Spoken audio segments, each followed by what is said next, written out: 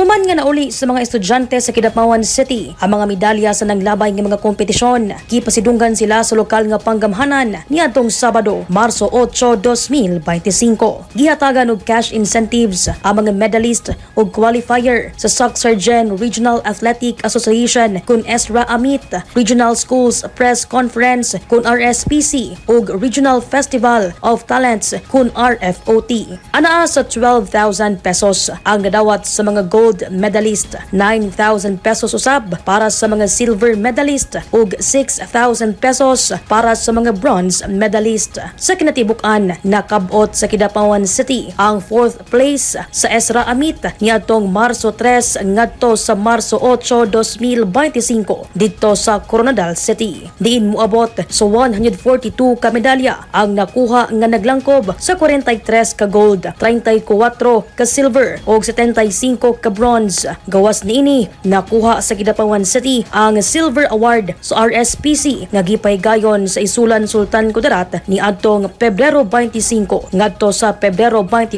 2025. Samtang second runner-up ang Kidapawan City sa RFOT nga gipaygayon sa Milang Cotabato ni adtong Pebrero 17 ngadto sa Pebrero 19, 2025. Kini usa ka pamaagi sa lokal nga panggamhanan aron mapasalamatan ang mga individual nga padayong naghatag og dungog sa natad sa sports, academic ug sining sa dakbayan sa Kidapawan. Daiza Libong, Newsline Philippines, Province of Cotabato. Stay safe.